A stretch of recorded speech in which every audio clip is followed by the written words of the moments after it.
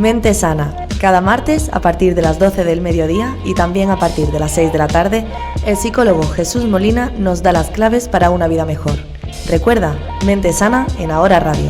Mente Sana en Ahora Radio. Vamos a saludar a nuestro queridísimo compañero Jesús Molina. Jesús, ¿qué tal? Bienvenido.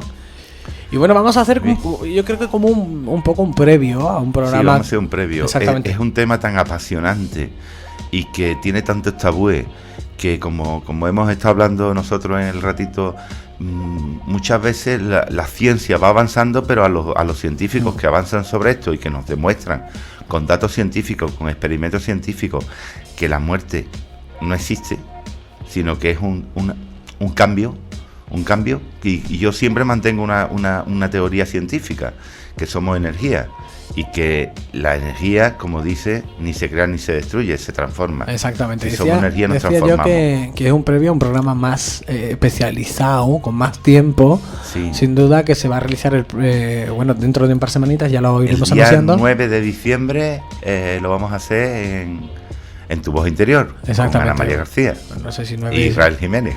Ahí estaremos. Un programa más especial sobre este tema que yo creo que es muy llamativo, muy bonito, sí. Y muy esperanzador también para muchas personas. Y al final, bueno, pues como decimos, vamos a ir, estamos trabajándolo para que sea un programa especial de Tu Voz Interior bastante llamativo y interesante, pero que es un tema muy denso y que está muy bien que se hable. Ahí hablaremos también de las experiencias cercanas a la muerte, de estudios que hay realizados y testimonios de muchas personas, ¿no? Bueno, nosotros vamos a centrarnos hoy en el tema. En el tema de la muerte de un amanecer. Vamos a hablar un poco de lo que consideramos ese amanecer. Y vamos a hablar también de cómo ayudar a las personas en la transición. Hablaremos también un poco de lo que es el biocentrismo, que también es una manera de aportar prueba a que la muerte no existe, de que hay vida después de la vida, ¿no? Y empezaríamos entonces por las religiones, que todas las religiones y la mayoría de las creencias aseguran que la vida no termina con la muerte física. Hablamos de que la religión católica anterior al Concilio de Nicea en el siglo III se hablaba de la reencarnación, cosa que se quitó por motivos políticos más que nada, ¿no? Porque no le interesaba al gobierno romano, al Estado romano, de que hubiera otras oportunidades de vida. Bueno, no solo se cree en esto, en que hay testimonios también de que hay vida después de la vida. También me dicen algunas veces cuando me oyen hablar de que no creo en la muerte, que creo en la reencarnación, que es un desencarnarnos, que nuestro cuerpo en realidad es un traje prestado y que es la envoltura de esa alma que puedes llamarlo energía, puedes llamarlo espíritu o puedes llamarlo como quieras, ¿no? Lo que sí es verdad es que el hombre está formado por ese cuerpo y ese alma, y que el cuerpo simplemente es esa envoltura de dicha alma. Nuestra vida en el cuerpo terrenal solo representa una parte muy pequeña de nuestra existencia. Incluso hay estudios sobre las reencarnaciones que nos hablan de que es como en la vida nuestra. Nacer, eres un bebé, eres un niño, eres un adolescente, eres un adulto, eres un anciano, y poco a poco vas cambiando. Pues en las reencarnaciones ocurre lo mismo. Todo es un aprendizaje en nuestras vidas. Es un propósito de vida con el que venimos a este mundo. Y ya nos metemos un poco en temas religiosos, ¿no? Por lo menos en creencias. Son las creencias que yo tengo y las que comparto con muchas amistades y con muchas personas que se mueven en este mundillo. Es una creencia esotérica. Y la verdad que todas las tradiciones y escuelas de misterio acogen de muy buen grado el hecho de que la ciencia moderna puede ejecutar experimentos que la metafísica o las enseñanzas esotéricas han venido diciendo desde hace milenios, ya que la ayuda a corroborar que todo lo que los sabios decían en tiempos siempre han conocido y transmitido en sus enseñanzas, que hay una vida después de la vida. Nos podemos remontar. Incluso he estado leyendo también que hay arqueólogos que han descubierto que hay tumbas donde ofrecían flores. Es como si enterraban a sus muertos con las flores, pensando de que iba a haber una transición, iban hacia otro sitio. Eso de enterrar, mira, lo estuve hablando ayer con nuestra compañera Sandra Bastida del programa Descubre la Provincia, sobre el emperador Qin. que es uno de los enterramientos más impresionantes, o el enterramiento más impresionante que ha habido en la historia de la humanidad, ¿no? Donde lo enterraron con una superficie gigantesca, donde había reproducciones de todos sus palacios, lo enterraron con sus concubinas, lo enterraron con comida, con flores, para que él, en la otra vida, no le faltara nada de lo que tuvo en esta. Fíjate. Y eso es una creencia, te estoy hablando, de hace miles de años. Miles de años. Los egipcios también hablaban de una barca que venía a recogerte y que te transportaba hacia la otra vida. En la Biblia hay muchas metáforas sobre cosas que lo tenían que explicar de alguna manera que lo entendieran en aquella época, porque hablaban de carros de fuego que venían del cielo. Pues ponte tú ahora en el lugar, que pueden ser aviones, pueden ser... Y tantas cosas que se hablaba metafóricamente, y la barca ni más ni menos que era el conducto que iba hacia la otra vida. Lo que sí es cierto es que cuando se empezó a hablar de experiencias cercanas a la muerte, de personas que coincidían con experiencias que habían tenido, que habían estado clínicamente muertos, todo eso, en aquella época nadie sabía nada de esto, y fueron datos que iban aportando y que coincidían la mayoría en este tipo de cosas. Tú me estás hablando de cuando no se sabía nada de esto, la gente que hablaba de que había estado en el túnel, que había visto a sus familiares, efectivamente, todo, que le habían dicho que no era su hora, que volviera atrás. Que volviera atrás. Era más o menos la explicación que te daba la gente cuando no conocía mucho este tema, que todavía no es demasiado conocido, o sea que hay quien todavía te habla del túnel. El túnel, que por cierto se explicó, nos podemos quedar con la explicación o no científica, se explicó como que es nuestra visión la que se va reduciendo, entonces te da la sensación de túnel y la luz al final. Lo que no te pueden explicar los científicos es que tú ves a familiares tuyos. Efectivamente, incluso antes hace poco tiempo he tenido que estar en un entierro del padre de una amiga nuestra. Y me comentaba que el padre en los momentos últimos estaba viendo a su madre a los pies de la cama y estaba hablando con su madre como si estuviera allí. Eso es una experiencia que tienen muchísimas personas. Es como si un ser querido viniera a recogerte. Hay casos de, la doctora Elizabeth Kubler-Ross cuenta casos incluso de una niña que hablaba de su hermano y decía, pero bueno, si yo no tengo hermano, ¿cómo puedo hablar de mi hermano? Y el padre se echó a llorar y le comentó a la doctora Elizabeth Kubler-Ross que sí, que había tenido un hermano, lo que pasa es que la niña no había llegado a conocerlo, y el hermano había venido a recogerla, ella, una niña con leucemia, con 12 años. Curioso. Y esto se ha investigado en el Reino Unido, se hizo una investigación bastante extensa de varios años, donde pues muchísima gente quiso que se investigara a sus familiares en esas experiencias cercanas a la muerte, ¿no? Con el tema del acercamiento de familiares que venían a recoger los días previos a la finalización de la vida como la conocemos, ¿no? De esas personas. Y este estudio concluyó con que no había una conclusión concreta. De hecho, encontraron tanto a favor como en contra de que esto tuviera una razón de ser o no. Algunos apuntaban del estudio que el cerebro mismo se preparaba para la transición y nos acercaba a imágenes de gente que queríamos o añorábamos para hacernos más fácil el momento traumático del fallecimiento, ¿no? Pero también habían encontrado cosas inexplicables, como personas que no se habían conocido, que no eran conocidas para esa persona, pero eran familiares de ellos por sus descripciones. Entonces, claro, el estudio concluyó con que no hay ninguna conclusión concreta, no se sabe absolutamente nada si el cerebro nos prepara para eso o realmente vienen a recogernos.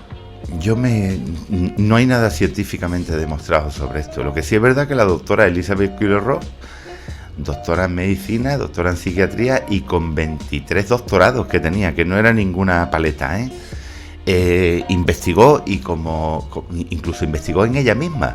Ella misma se produjo una muerte, que ya hablaremos también, para experimentar lo que ella sentía. Estuvo mal durante un tiempo, pero todo lo que le habían contado estas personas le llamó la atención a ella. Y una frase que no conocía el significado, que se llama Chanti Nilaya, pues hace una descripción a esto y la frase esta, que no desconocía el significado, significa el puerto de paz final que nos espera. Esa frase se le repetía en el trance que estuvo clínicamente muerta, que le produjeron la muerte. Imagínate el riesgo de esta mujer también para demostrar ella misma con su propio cuerpo, con su propia conciencia, lo que sentía. Mira, hay muchos detractores sobre todo esto, pero científicamente se está demostrando, incluso, como no, el único caso que conozco que se haya probado científicamente ha sido Elizabeth Kubler-Ross, que lo hizo ella en su propio cuerpo. Se ha demostrado con ratones, que eutanasia en ratones, que el cerebro sigue percibiendo después de la parada cardíaca. Además, se acumula una actividad cerebral mucho mayor en los últimos momentos de la muerte. Es como si se reactivara todo. Nos hemos contado, por ejemplo, una cosa muy importante, que las personas, cuando el tiempo como el espacio, es todo, podemos decir, una farsa, no existe en realidad. Tiempo y espacio es todo una sola cosa. Y que toda la vida nuestra, todo lo que hemos vivido en nuestra vida pasa como una película por nuestra mente, en cuestión de segundos. Y pasa toda la vida, pasa todo lo que hemos sentido, lo que hemos vivido, lo que hemos dejado de hacer, las cosas buenas, las cosas malas.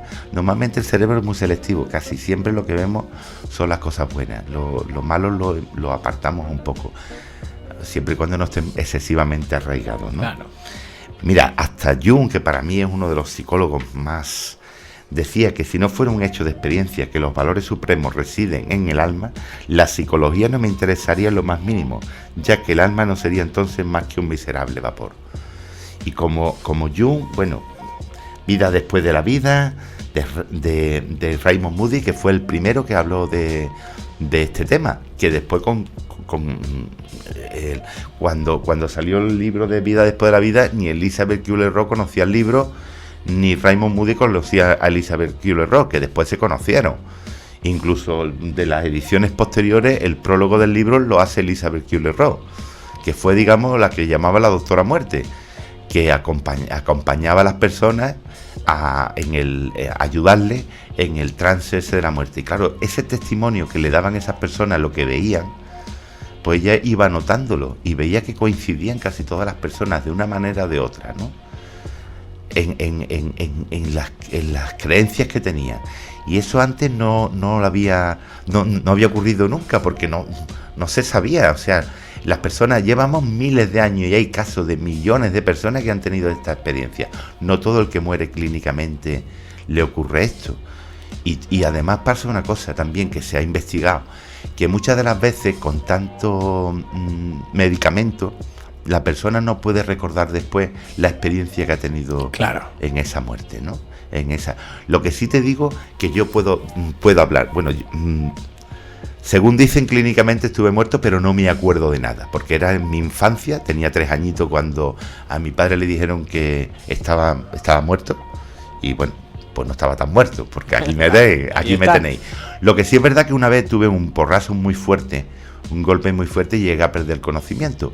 Y lo único que recuerdo de ese shock es que cuando volví en sí, tuve una sensación como que no estaba a gusto, como que estaba a gusto en el estado ese, sin ser muerto. No creo que fue un golpe muy fuerte, me partí hueso y me partí de todo. Y lo que sí recuerdo es que cuando volví en sí es cuando empezó a dolerme todo. En el tiempo que estuve era como si los oídos se me desentaponaran, ¿no? Como si los tuvieran entaponados. Mi experiencia es muy cortita y por supuesto no sería una experiencia cercana a la muerte, pero sí es verdad que cuando perdemos el conocimiento, tengo entendido que ocurre algo similar, ¿no? Esa paz, y que después cuando vuelves, la recuperación es que te duele todo del golpe que te has dado y los oídos empiezas a escuchar a las personas. Una cosa que también ocurre cuando estamos en la fase esa de transición es que las personas que han hablado de este tema es que ven todo lo que está ocurriendo alrededor, datos de personas que ni sabían de que estaban allí, ¿no? Incluso se ha dado casos también de como viaje en el tiempo, niñas que hablaban de que habían vuelto a la vida y decían, un caso por ejemplo de una chica que había muerto el día que asesinaron a Kennedy, había dicho, ha muerto Kennedy, y no podía saberlo porque estaba en esa fase de muerte. Incluso estuvo en un estado que estuvo inconsciente unas cuantas horas. No podía haberse enterado nunca del caso de Kennedy. como esto, cantidad de detalles de personas que han estado en la transición, perdón, ya han estado en la transición y han visto incluso familiares que no conocían, que después lo han comentado y han dicho, pero ese era tu abuelo, ese era... Y personas que hablaban de que venían a recogerlo. Eso es una cosa muy importante. Lo del túnel que has comentado antes, que me he saltado todo lo que tengo aquí, pero bueno, lo del túnel concretamente se habla de eso, de que tú has dicho, pero también es verdad que el túnel ese, la luz que te da, no es una luz brillante, cegadora, es una luz que te da... hay libros, por ejemplo, el de Anita Morgani, que se llama Morir para ser yo, y esta mujer habla de una experiencia de que el túnel le daba amor, le daba como una sensación de abrigo, que se encontraba a gusto. La luz no es, si fuera una luz cegadora por nuestro cerebro, nos molestaría algo quizás, pero es que es todo lo contrario. Esa luz nos da bienestar, nos da paz, nos da serenidad. Esta mujer habla mucho del amor de esa luz, que se encontraba como con mucho amor alrededor, ¿no? Una experiencia que tiene de un caso de cáncer terminal y que bueno, que volvió a la vida, incluso llegó a curarse de su propio cáncer. El libro este está muy bien y además lo introduce también el doctor Wayne Dyer, ¿no? Después Elizabeth Kubler-Ross, que es la que más, digamos, ha conocido, porque lo ha vivido en propia persona y lo ha vivido con los niños, con los enfermos que ha estado en fase terminal. Las experiencias de ellas son puramente científicas, ahí no hay visiones y que coincidan todos, mucha causalidad, ¿no te parece? Hombre, yo te digo que este tema se ha intentado investigar en muchísimas ocasiones, muchísimas, más de las que creemos o sabemos, y que nunca se ha llegado a una conclusión concreta, porque esto también tiene mucho que ver con la persona que lo investiga, si tiene la mente abierta o no. Claro. Cuando tú buscas siempre de ti hacia afuera, de tus prejuicios, de tu mente, de la manera de pensar que tengas, y si tú no crees, vas a buscar todo para desmontar esa creencia. Pero si crees, vas a encontrar todo para desmontar esa creencia. Por eso hay que tener la mente en blanco y atender de manera neutral unas pruebas y otras. Y esto no ocurre.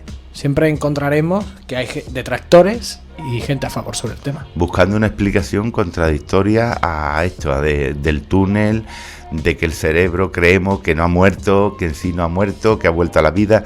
Pero y esas experiencias que nos dicen que te dan a elegir. Esta señora Anita Morgani habla de que a ella le dieron a elegir. Claro. Y ella eligió volver a la vida para explicar su caso, para explicar la sensación que tenía. Y era una mujer que no creía.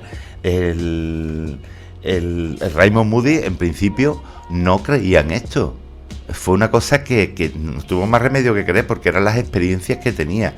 El doctor Enrique Vila, en Sevilla, que dio muchas conferencias también, vino a esta casa también, en el programa de Confidencia en el Camarote, hablaba mucho de las experiencias cercanas a la muerte.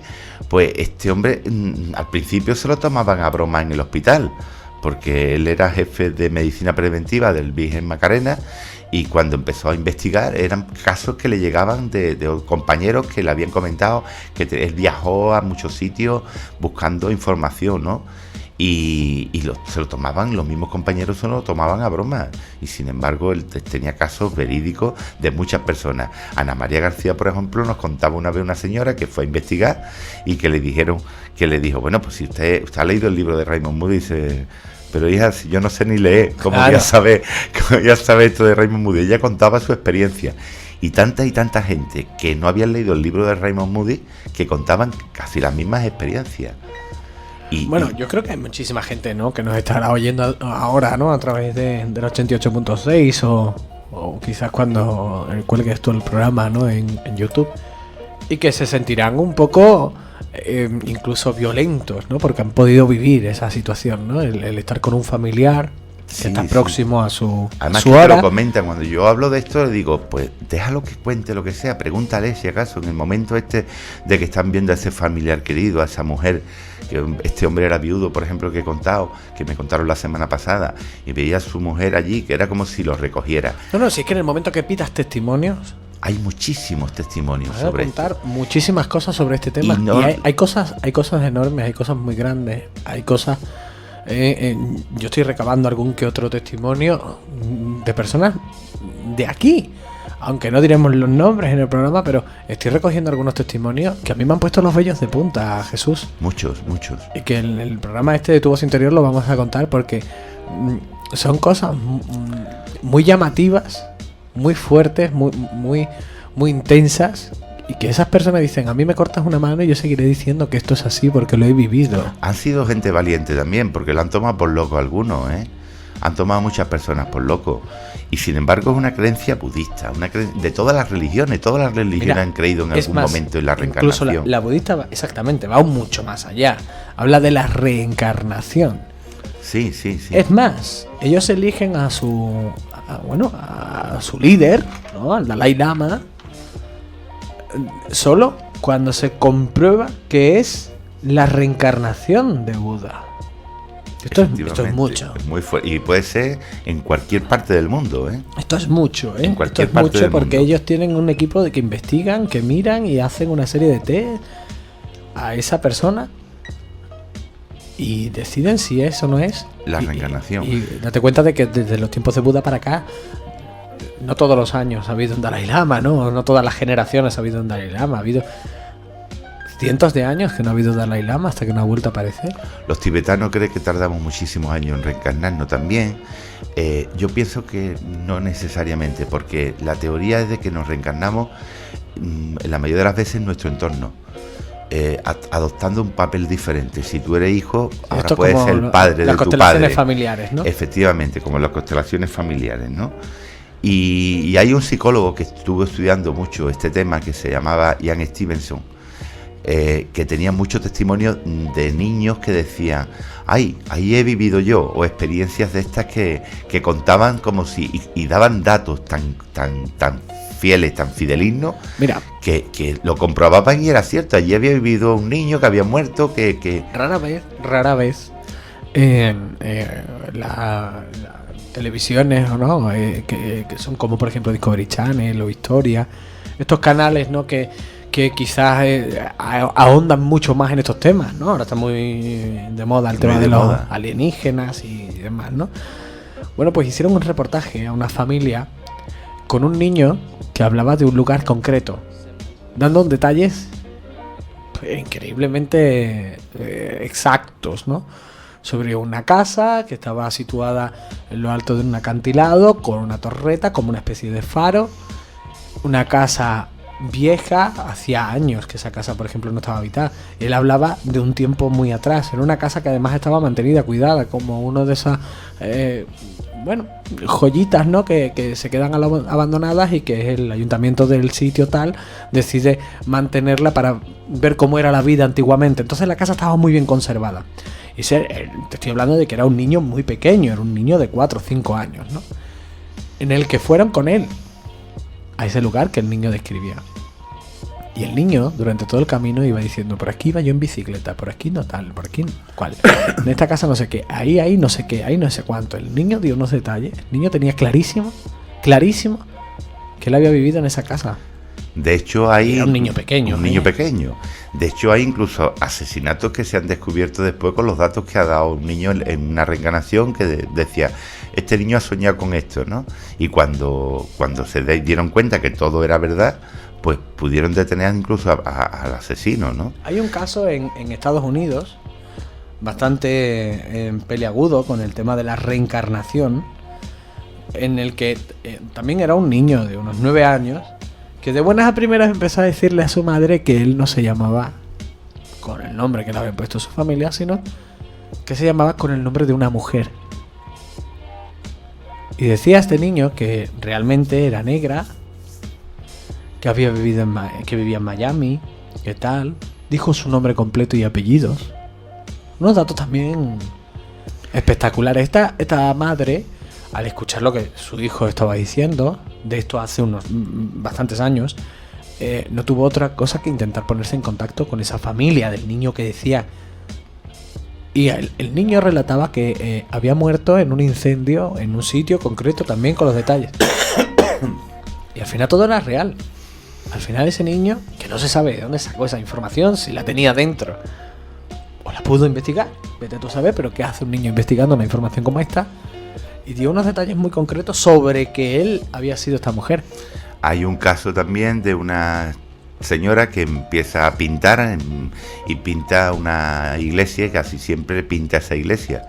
Hay una película al respecto, no me acuerdo del título de la película, pero pinta una iglesia y un día ve en una agencia de viajes que esa iglesia existe, pero que estas mujeres americanas viven en Estados Unidos y concretamente esto creo que era en Escocia, donde existía esa iglesia. Era un viaje a Escocia donde aparecía la iglesia y entonces empezó a investigar y ella en otra vida había vivido allí y daba una descripción perfecta de todos los personajes y lo que tenían era visiones, era como si se le hubiera quedado en la mente esas visiones de una vida atrás, ¿no? Que dice que hasta los 7 años incluso podemos recordar vidas pasadas. Hay niños que recuerdan hasta los 7 años, no sé por qué, pero es cuando empieza el niño a olvidar cosas de sus vidas pasadas, los que han tenido esa experiencia, ¿no? Recuerdan, ¿no? Incluso esos niños que ven amiguitos, supuestos amiguitos, es una percepción que tienen de entes de luz que tienen a su alrededor, ¿no? Esos amiguitos fantasmas, que no me gusta llamarlo como amiguitos fantasmas. Bueno, los amigos imaginarios. Los amigos imaginarios, ¿no? Los amigos imaginarios. Y hay otro tema también para demostrar el tema de la reencarnación, que son los Bismarck. Los Bismarck son las marcas de nacimiento. Se han dado caso, por ejemplo, de una chica que tenía un agujero que le entraba por el hombro y le salía por el costado. Y en una regresión... Bueno, no era un agujero físico, sino era una señal. Era una señal detrás, como de un agujero, delante, efectivamente. Y esta señal de que, pues con una regresión descubrieron de que es que había sido disparada por un soldado nazi, de arriba hacia abajo, y le había traspasado el cuerpo. Niños que nacen con el cuello colorado, que habían sido ahorcados, y eso es lo que los estudios que hizo Jan Stevenson, ¿no? Demostrando incluso esas señales de nacimiento, esas marcas de nacimiento, que le llamó Bismarck. ¿Cómo andamos de tiempo? Mal, porque me gustaría que lo he anunciado también, ya que los que creemos, es muy importante también para ayudar a las personas que han perdido a un familiar, si creen en la vida después de la vida o no creen, porque claro, si piensan de que esto es aquí todo se acaba y que todo, a mí me gustaría, cuando he podido demostrarle a alguien de que mis creencias de que hay vida después de la vida, es muy importante también para consolar a una persona en duelo, hablar de tu propia experiencia cuando has perdido a un ser querido, si desgraciadamente has perdido a un ser querido. Lo más importante con estas personas es ofrecerle nuestro interés y nuestra apertura, escucharla. Hay muchas cosas que no se le debe decir a personas, no te preocupes, ya se te pasará, esto negativo totalmente, todo lo contrario. Hay que dejar que la persona te hable, te diga lo que siente, recupere esos pensamientos que tiene ese ser querido, que hable todo lo que quiera, porque necesita en ese momento desahogarse. Y no decirle, bueno, no llores más, que todo se pasará, que no sé cuánto.